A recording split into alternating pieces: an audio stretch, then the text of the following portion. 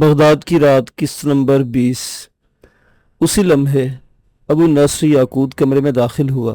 پیچھے پیچھے سلیمان کا ایک غلام تھا جس نے چرمی تھیلا اٹھا رکھا تھا۔ غلام نے تھیلا اپنے مالک کے قدموں میں رکھ دیا۔ ابن حرب چونک گیا۔ یہ وہی چرمی تھیلا تھا جس میں کزلان ترک اور اس کے 4 ساتھیوں کے کٹے ہوئے سر محفوظ کر لیے گئے تھے۔ سلیمان کے اشارے پر غلام نے 5 سر تھیلے سے نکال کر فرش پر رکھ دیے۔ اب اس نے ابن حرب کے سوال کا جواب دیا۔ میرے دوست، یہ 5 سر اس اطلاع کا ثبوت ہے کہ کزلان ترک اور اس کے ساتھی پھر واقعی قتل ہو چکے ہیں۔ بعض لوگ خبر سن کر شک و شبے کا اظہار کرتے ہیں کہ شاید صحیح ہو، شاید صحیح نہ ہو۔ میرے نزدیک کانوں کی سنی بجائے آنکھوں دیکھی اچھی ہوتی ہے۔ یہ کٹے ہوئے سر دربار بغداد میں اس لیے بھیج رہا ہوں کہ خلیفہ معتضد اور بدر اپنے فرستادوں کا انجام بچشم خود دیکھ لیں۔ اس کا ہر لفظ تضحیک آمیز اور لہجہ صفاقانہ تھا۔ کٹے ہوئے سر دیکھ کر ابن حرب پر ایک سکتہ سے گزر گیا۔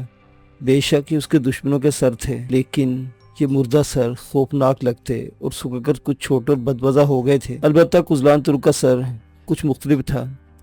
سزادار نے اس کے سر کی جانب اشارہ کیا۔ ابن حرب نے مجھے بتایا کہ کزلان ترک خلیفہ کا ایک خطرناک اور بہادر آدمی تھا۔ آدمی کیا بلکہ اس کا پالتو درندہ تھا جس پر اسے بڑا اعتماد تھا۔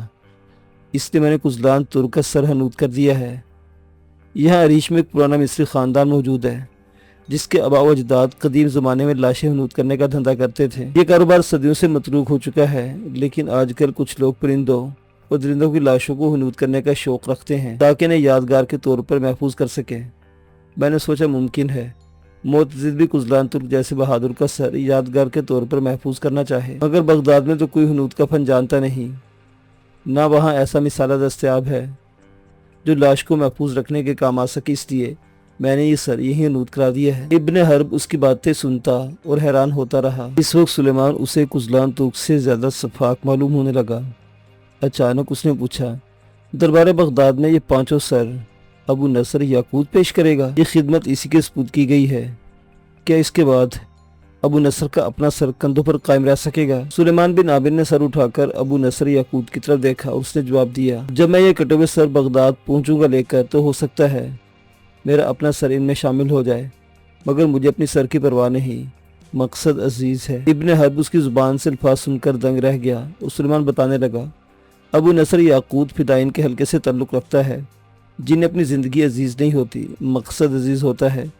دربار بغداد میں کٹے ہوئے سر بھیجنے کا ایک مقصد ہے، مگر یہ مقصد کس طرح کسی اور طرح بھی حاصل کیا جا سکتا ہے؟ ابو نصر کا سر لے کر دربار بغداد میں جانا صریحاً خودکشی ہے۔ یہ خود رزق کے ساتھی بغداد سے زندہ واپس نہیں آ سکیں گے۔ فدائین کے لیے زندگی کوئی اہمیت نہیں۔ سلیمان کا لہجہ بدل گیا۔ تم نے آج ہی میرے ہاتھ پر ایک عہد کیا ہے، اس لیے جو کچھ میں کہتا ہوں اسے غور سے سن لو اور یاد رکھو، کیونکہ میری بات کا ایک ایک لفظ ادھر ادھر نہیں ہو سکتا۔ جماعت میں حکم سے انکار کی کوئی گنجائش نہیں۔ ایک خدمت ابو نصر کے سپرد کی گئی ہے، یہ اسے کیسے ادا کرتا ہے اور بغداد سے لوٹتا ہے نہیں، یہ اس کا کام ہے، مگر جس شخص نے تمہاری زندگی برباد کرنا چاہی، اب تمہیں بھی برباد کرنا اور اس کے خلاف میدان جنگ میں نکلنا ہے، اور میدان جنگ میں بھی زندگی کی کوئی ضمانت نہیں ہوتی۔ ابن حرب اس کے الفاظ اور استدلال سے مروب ہو کر بولا، میں معتضد کی خاطر میدان جنگ میں اپنی جان بھی دے دوں گا۔ سلیمان نے اپنے ہاتھ کے اشارے کو جنبش تھی جیسے اس کی بات کاٹ دی ہو۔ تمہیں میدان جنگ میں اپنی جان دینے نہیں، کسی کی جان لینے جانا ہے ابن حرب، اور ان دونوں باتوں میں بڑا فرق ہے۔ شاید وہ بھول گیا تھا کہ انتقام اس کی زندگی کا مقصد ہے۔ سلیمان اسے توجہ دلائی، مت بھولو، دشمن کا خاتمہ تمہارے فرض کی حیثیت رکھتا ہے۔ تمہیں دشمن کے خاتمے تک زندہ رہنا اور اپنی حفاظت کرنا ہے۔ جو شخص جوش میں آ کر ہوش کھو دیتا ہے وہ اپنی حفاظت سے دستبردار ہو جاتا ہے۔ سلیمان کی باتوں نے اسے پھر مبہوت کر دیا، کیونکہ اس کی باتوں میں اس کے تجربے کی دانائی بول رہی تھی۔ وہ حیرت زدہ اسے دیکھنے لگا۔ فلسطینی سرایہ دار ایک بار پھر مخاطب ہوا، ابن حرب، ایک بات جو سب سے اہم ہے اس پر تم نے غور نہیں کیا، حالانکہ وہ بات پہلے سوچنے کی تھی۔ جب ابو نصر یاقوت دربار بغداد کزلان ترک اس کے ساتھیوں کی ہلاکت سے مطلع کرے گا تو ان کی ہلاکت کا موجب تم ہی سمجھے جاؤ گے، کیونکہ وہ تمہاری گرفتاری کے لیے بھیجے گئے تھے۔ کزلان ترک اس کے ساتھیوں کی ہلاکت اہل دربار کو مشتعل کر دے گی، معتزد ابو عباس خون کے گھونٹ پی کر رہ جائے گا کیونکہ تم اس کے رسل سے دور ہو چکے ہو۔ وہ صرف ابو نصر یاقوت اس کے ساتھیوں کی گردن مار دینے کا حکم دے گا۔ تمہیں اذیت پہنچانے کی خاطر ایک اور ہستی کو بھی اذیت پہنچا سکتا ہے جسے تم بغداد میں چھوڑ آئے ہو۔ ابن حرب پر جیسے بجلی ٹوٹ پڑی، جلتی لکڑی کی طرح چٹک کر کھڑا ہو گیا۔ وہ مجبور رہے کہ ماں کو پیچھے چھوڑ آیا تھا اور دربار بغداد میں عراقی سواروں کی ہلاکت کا پیغام پہنچتے ہی اس کی زندگی خطرے میں پڑ جائے گی۔ یہی بات اس نے اب تک نہیں سوچی تھی۔ وہ سمجھتا تھا اس شہر سے اپنے سارے رشتے توڑایا ہے، مگر سب سے بڑا رشتہ تو ابھی تک قائم تھا، اور سلیمان سے بھی یہ نہیں کہہ سکتا تھا کہ عراقی سواروں کے قتل کی اطلاع بغداد نہ بھیجے، ابو نصر کا سفر منسوخ کر دے۔ یہ بات جماعت کے مفاد اور معتزد کے خلاف تھی۔ اب کیا کرے، کیا کہے؟ کچھ کہنا چاہتا تھا اور الفاظ ذہن میں دوڑتے پھرتے مگر زبان تک نہیں آ رہے تھے۔ تاہم کچھ کہنے کی ضرورت نہیں تھی۔ سلیمان نے اس کی پریشانی بھانپ لی اور کہا، پریشان ہونے کی ضرورت نہیں۔ کوئی منصوبہ تیار کرنے سے پہلے میں اس کے تمام پہلوؤں پر غور کر لیتا ہوں۔ تمہاری ماں کے بارے میں بھی سوچ لیا تھا۔ دربار بغداد میں عراقی سواروں کی ہلاکت کا پیغام پہنچنے سے پہلے وہ وہاں سے روانہ ہو چکی ہوگی۔ ابن حرب ابھی تک پریشان اور بدحواس تھا، مگر وہ جائے گی کہاں؟ اب سلیمان نے اپنے منصوبے کی کچھ وضاحت ضروری سمجھی۔ ابو نصر کے ہمراہ میرے 4 غلام بھی جائیں گے، وہ کل 5 ہوں گے۔ جس طرح کزلان ترک سمیت عراقی سوار بھی 5 تھے جو سرائے میں داخل ہوئے اور اپنے 5 اونٹ استبل میں چھوڑ کر موت کی منزل پر پہنچ گئے۔ ابو نصر اور 4 غلام بھی 5 اونٹوں پر بغداد کا سفر کریں گے۔ وہاں پہنچ کر 2 غلام اس سے علیحدہ ہو جائیں گے اور تمہاری ماں کو اپنی نگرانی میں لے کر فوراً مصر کی جانب چل پڑیں گے۔ اس کا بال بھی بیکانا ہوگا۔ ابو نصر دوسرے دن دربار بغداد میں حاضری دے گا۔ ہو سکتا ہے اس کے ساتھ 2 غلاموں کی گردنیں بھی کاٹ دی جائیں، ہو سکتا ہے ایسا نہ ہو۔ ابو نصر شہزادہ شیبان کا قاصد بن کر جائے گا، اور قاصد کی گردن مارنا آداب حکمرانی کے خلاف ہے۔ پھر بھی میں نے ابو نصر کو ایک ترکیب بتا دی ہے جو اٹھی ہوئی تلواروں کو روک دے گی۔ اس ترکیب سے بچ سکتا ہے اور میرا خیال ہے بچ جائے گا اور عریش لوٹ آئے گا۔ ابن حرب نے اطمینان کا سانس لیا اور اس کے قریبی بیٹھ گیا۔ وہ یہ تو نہیں جانتا تھا کہ ابو نصر بغداد سے زندہ لوٹ سکے گا یا نہیں، لیکن اس کی ماں کی زندگی ضرور محسوس ہو گئی تھی۔ سلیمان نے اپنا ہاتھ اس کے کندھے پر رکھ دیا۔ یہ ہاتھ اسے تقویت دے رہا تھا اور ایک نیا معاملہ پیش کریا۔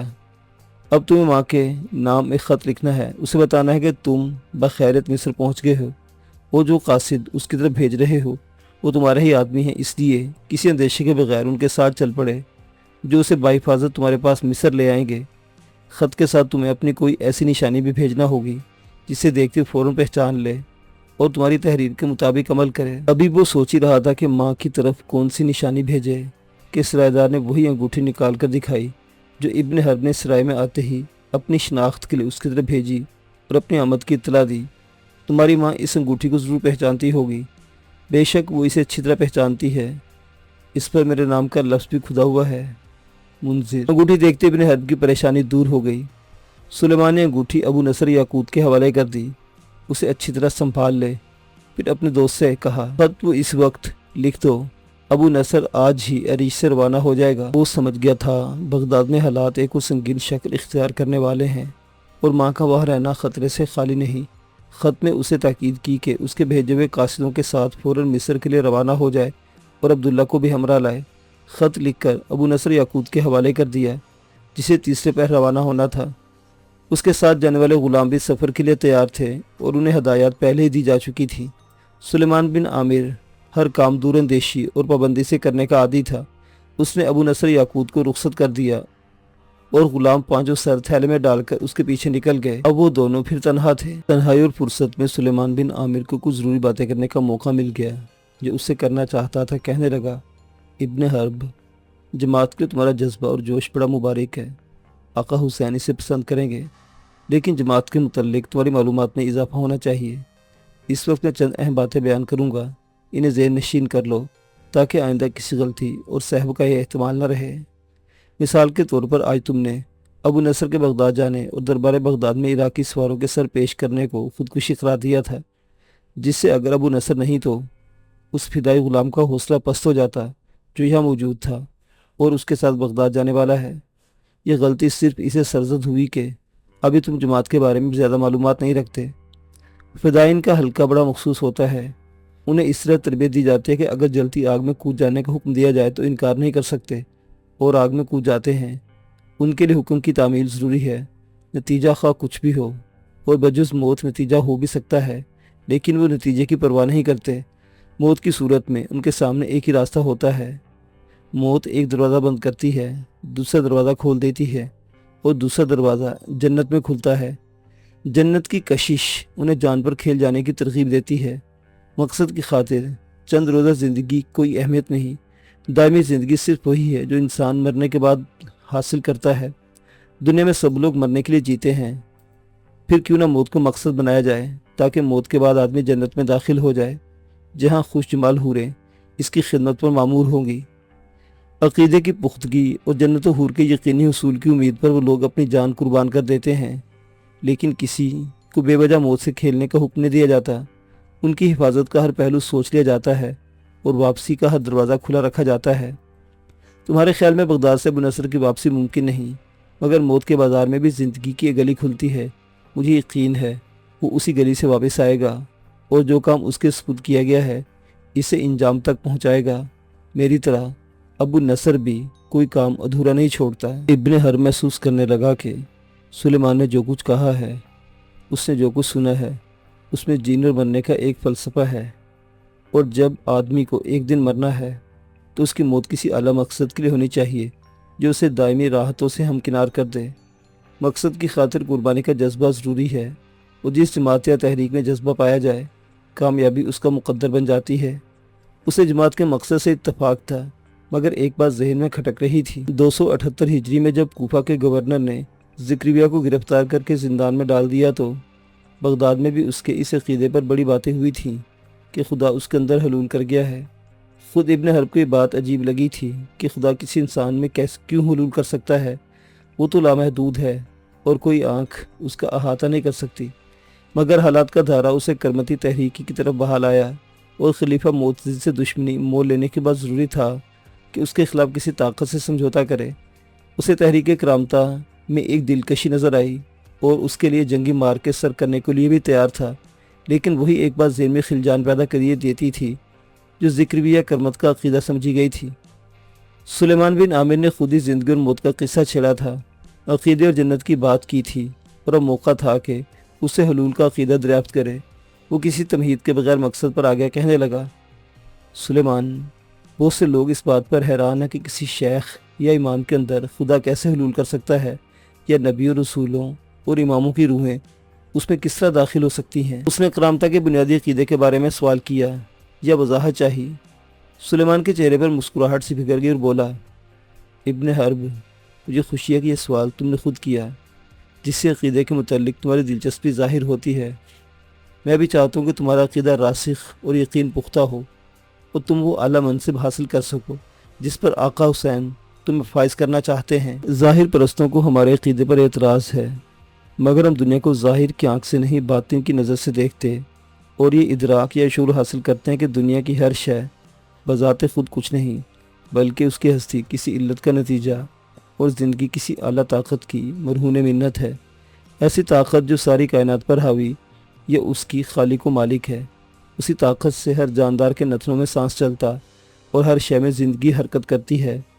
وہ عظیم اور لافانی قوت ہر شے، ہر انسان کے اندر موجود ہے، کسی میں کم، کسی میں زیادہ۔ اسی طاقت کو اللہ کہتے ہیں، جس کا جلوہ ہر شے اور ہر انسان میں نظر آتا ہے، کیونکہ اللہ سے ہٹ کر دنیا میں کسی شے کا وجود نہیں، اور کوئی ہستی بجز اللہ خود بخود قائم بذات نہیں۔ اگر کسی کے باطن سے انا الحق کی آواز آئے تو ظاہر پرست کہیں گے یہ شخص خدا ہونے کا دعوے دار اور زندیق ہے، مگر کہنے والا غلط نہیں کہتا، کیونکہ خدا تو ہر شے اور ہر انسان کے اندر موجود ہے۔ میرا خیال ہے جو سوال تم نے کیا تھا میں نے اس کا جواب دے دیا، اور تم میرا مطلب سمجھ گئے ہو۔ معزز سامعین حضرات، منصور حلاج اسی دور کا صوفی تھا جس نے انا الحق کہا۔ اسے اونٹ پر بٹھا کر بغداد لایا گیا، 309 ہجری میں سولی دے دی گئی۔ اس پر کرمتی ہونے کا الزام تھا۔ ابن حرب نہ صرف اس کا مطلب سمجھ گیا بلکہ اس کے استدلال پر بھی حیران رہ گیا۔ جس بات نے اس کے ذہن میں وسوسہ اور اندیشہ ڈال رکھا تھا وہ اس طرح چھٹ گئی جیسے گھٹا چھٹ جانے پر مطلع صاف ہو جاتا ہے۔ اب اس کا اپنا ذہن صاف ہو گیا، بلکہ اسے بات اچھی لگی۔ دنیا کی ہر شے بذات خود کچھ نہیں بلکہ خدا کی ہستی سے عبارت ہے۔ اسی سے نظر حلول کا فائدہ اٹھایا گیا تھا۔ تم نے میرے ذہن کو نئی روشنی بخشی ہے سلیمان، جماعت پر میرا اعتقاد پہلے سے بڑھ گیا ہے۔ سچائی ذہن کو روشن کرتی ہے ابن حرب پھر سوچ کر کہنے لگا، کچھ اور باتیں بھی ہیں جن کے بارے میں تمہیں اپنا ذہن صاف کر لینا چاہیے۔ اور کون سی باتیں ہیں؟ سلیمان نے بے دھڑک جواب دیا، شراب اور لونڈی کے بارے میں ہمارا مسلک اور طریقہ کچھ مختلف ہے۔ مثلاً امتناع خمر کا حکم ہمارے نزدیک خمار کی کیفیت یا مستی کی حد صادر ہوتی ہے، اور لونڈی سے خدمت لینا جائز ہے، البتہ جب وہ کسی سے نکاح کر لیتی ہے تو اس پر صرف شوہر کا حق ہوتا ہے۔ پھر سلیمان بن عامر نے جماعت کے مسلک کے مطابق دونوں معاملوں پر جو باتیں کی، ان سے ابن حرب سمجھ گیا کہ اس مسلک میں بادیہ نشین قبائل کے لیے راحت و عیش کی ترغیب رکھی گئی ہے، اور یہی دو معاملے آدمی کی دلچسپی کا باعث ہوتے ہیں۔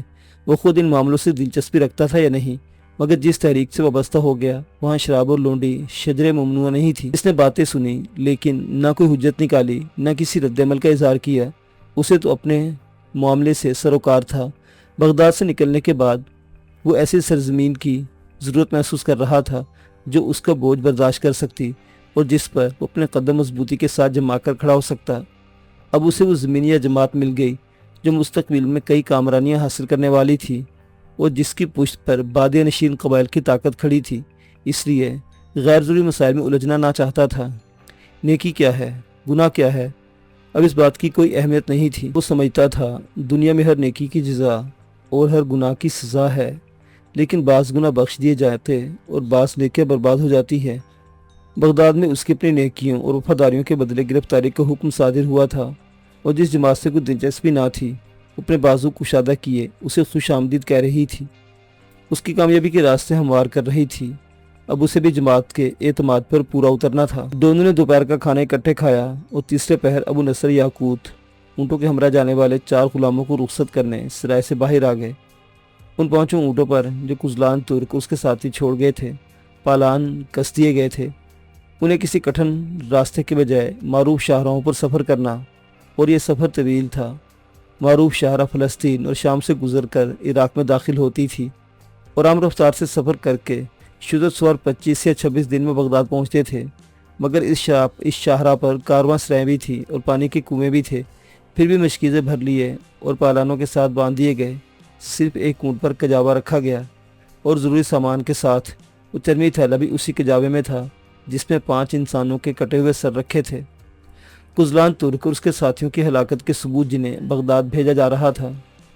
تیسرے پہر جب سورج مغربی افق کی طرف بڑھ رہا تھا، درختوں، کھجوروں اور انسانوں کے سائے لمبے ہو گئے تھے۔